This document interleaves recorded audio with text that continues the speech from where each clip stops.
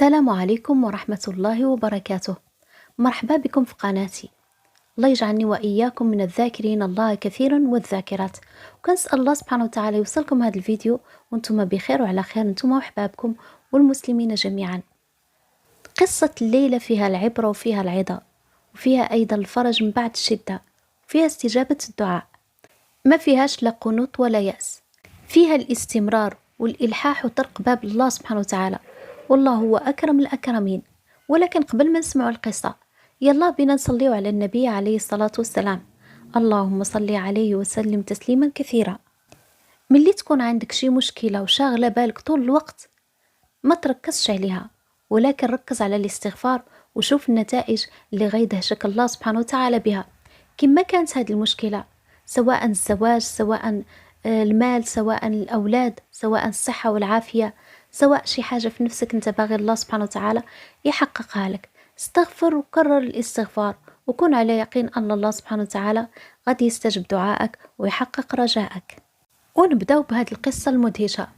كتقول صاحبة القصة: تمت الاستغفار 4 سنين وتحقق لي كل شيء والحمد لله رب العالمين. وشفت واحد الرؤية صادقة من الله سبحانه وتعالى، شفت الناس داخلين النار، وجا منادي كينادي أني أنا ماشي معاهم، والله على ما أقول شهيد. من ذلك الوقت صبحت كنصح كل واحد كان عارفه ولا ما كان عارفوش بالاستغفار، أنه نعمة من رب العالمين سبحانه وتعالى.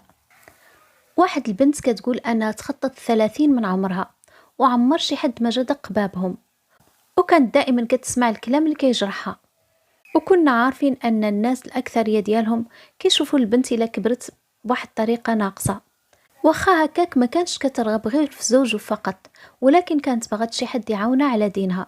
تقول خليت همي في قلبي وليت كنطلب الله سبحانه وتعالى، وكنت كنواظب على قيام الليل والدعاء وسيد الاستغفار. من بعد سنة واحدة من هذه المواظبة على هذا البرنامج، جاني واحد الرجل وخطبني، كان أحد أقارب الصديقة ديال الوالدة ديالي. من بعد 10 سنين من العشرة، كنحمد الله سبحانه وتعالى على نعمة الزواج بهذا الراجل هذا، وعلى نعمة الذرية الصالحة، وعلى نعمة الاستغفار لله سبحانه وتعالى جاب لي هذه النعم كلها والحمد لله رب العالمين.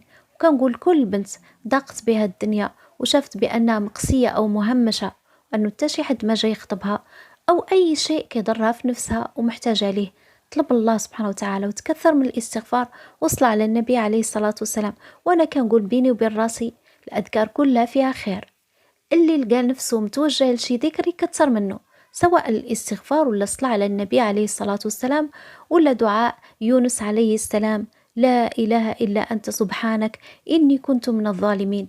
أي ذكر من هذه الأذكار العظيمة كيغير الأحوال الأفضل، والله سبحانه وتعالى كريم، حاشا أنك تدق بابه بإلحاح وتكون مكسور الخاطر ويردك بلا ما يعطيك شي حاجة تفرحك في الدنيا وفي الآخرة، لأنه أكرم الأكرمين. وأنا نقول لكم عن تجربة مرت عليا واحد السنوات، كان حالي أعلم به غير الله سبحانه وتعالى، معاقة وما قادرش نمشي وما عنديش شي دخل باش نصرف بيه على راسي، يعني الاحتياجات الخاصة ديالي. وسبحان الله العظيم كنت كنتجه للقبلة وكنبقى نتمتم بشي أدعية اللي جا على بالي من الدعاء كنقولو وأنا منكسرة الخاطر، والله سبحانه وتعالى عالم بداكشي اللي في قلبي.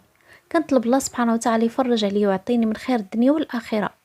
وبقيت واحد المدة على هذا المنوال، فيما نكون بوحدي كنتجه للقبلة وكنطلب الله سبحانه وتعالى. والحقيقة في هذيك السنوات ما كنتش عارفة فضل الاستغفار ولا فضل الصلاة على النبي عليه الصلاة والسلام، ولكن ذكر اللي جاء على لساني كنقوله ومتجهة لله سبحانه وتعالى وكنتظر الفرج. حقيقة ما نكذبش عليكم، بعض المرات كيجيني اليأس والفتور وكنقول وقيل ما غاديش يستجب لي الله سبحانه وتعالى. ومن بعد كنسمع شي ذكر أو كنسمع شي آية ولا شي حاجة ولا شي موقف كيأثر فيا وكنرجع لنفس الموضوع نفس البرنامج. والصراحة ما نكذبش عليكم، الإنسان كيلقى راسو ما عنده حتى شي حد يستجب له الدعاء إلا رب العالمين سبحانه وتعالى. وسبحان الله العظيم كيفاش بدل الله حياتي، الحمد لله تيسرت أموري ومستورة ولله الحمد والشكر. والله إلا كانت تذكر هذوك السنوات وكنقول سبحان الله العظيم كيفاش الله هيأ لي حياة كريمة وهيأ لي ويسر لي أموري، الحمد لله يا ربي لك الحمد. أما هذيك السنوات وخب الله يرحمه كان مسكين كيحاول ما أمكن أنه يعطينا ويسعدنا، ولكن سبحان الله العظيم الخلصة ديالو كانت يلا بالكاد كتوصل للشهر، وبعض المرات كيكون مديون. ولكن الحمد لله رب العالمين، حتى ملي مات با الله يرحمه حسيت أني مكسورة، خصوصا أني إنسانة كنعاني من إعاقة. بقيت كنقول كيفاش غادي يكون حالي من بعد ما مات با الله يرحمه. ولكن الحمد لله ما قلت شي حاجة فيها كفر أو سخط، ولكن كنت كنتظر الفرج من رب العالمين سبحانه وتعالى. والله عطاني بزاف ديال النعم، يا ربي لك الحمد ولك الشكر. واخا بعض الأحلام كنت كنتمناها تحقق، ولكن سبحان الله العظيم ملي كتلح على الله في الدعاء كيعطيك داكشي اللي يصلح لك، ما كيردكش خايب ابدا. هاد اليدين ملي كيترفعوا الله سبحانه وتعالى ما كيرجعوش صفرا خائبتين، بالعكس كيعطينا وكيزيدنا من فضله سبحانه وتعالى. واخا كنديروا شي مسائل الله يغفر لنا ويتوب علينا، ولكن ربنا كريم سبحانه وتعالى. الأفضل كنقول أنه الإنسان ياخذ نصيبه من كل الأذكار، سواء الاستغفار ولا الصلاة على النبي عليه الصلاة والسلام، وحتى الدعاء. ما تقطعوش الرجاء في الله سبحانه وتعالى. الله كيحب اللي يطرق بابه ويلح عليه، لأن الدعاء عبادة عظيمة، وغادي نجبروا إن شاء الله الأثر ديالها في الدنيا وفي الآخرة.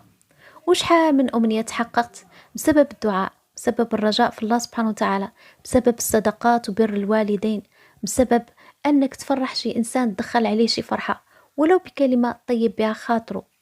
وجبر الخواطر هذا عند الله عظيم بزاف، وسبحان الله العظيم راه جربنا كسرة الخاطر وجربنا اللي يجبر خواطرنا، والحمد لله. كنسأل الله سبحانه وتعالى اللي يجبر خاطري الله يجبر خاطره في الدنيا وفي الآخرة، ويحقق رجاه في الدنيا وفي الآخرة، ويفرحوا بداكشي اللي بغى لكل مسلم ومسلمة. آمين يا رب العالمين. بالنسبة للتجربة ديالي أنا، الله يغفر لي ولكم المسلمين جميعا. نرجعوا للقصص ديال البنات اللي كيرسلوهم وكيقولوا أنهم الله سبحانه وتعالى فرج عليهم بسبب الاستغفار أو أي دعاء أو أي ذكر من الأذكار العظيمة التي يحبها الله ورسوله عليه الصلاة والسلام. واحد البنت كتقول اختي كانت كتستغفر بزاف وكتدعي أن الله سبحانه وتعالى يفتحها عليهم، كترجى في الله سبحانه وتعالى أنه يرزقهم منزل يكون ملك، ما يكونوش كاريين، يكون عندها دخل من شي مشروع في المنزل ديالها ما تخرجش برا.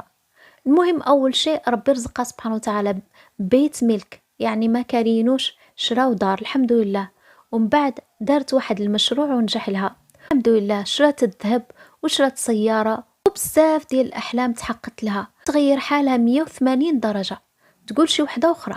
حتى الشوفة ديالها، حتى سبحان الله العظيم الملامح ديال وجهها، السعادة راه كتبان على الناس، والرزق كيبان على الناس الحمد لله. ملي كتكون النفس مرتاحة كيبان لك الملامح ديالك أجمل، لأن القلب إلا ارتاح كيبان على الوجه. سبحان الله العظيم.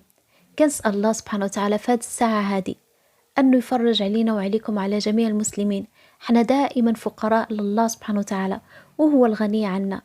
كنسأله سبحانه وتعالى يجبر خواطرنا المكسورة ويعطينا من خير الدنيا والآخرة.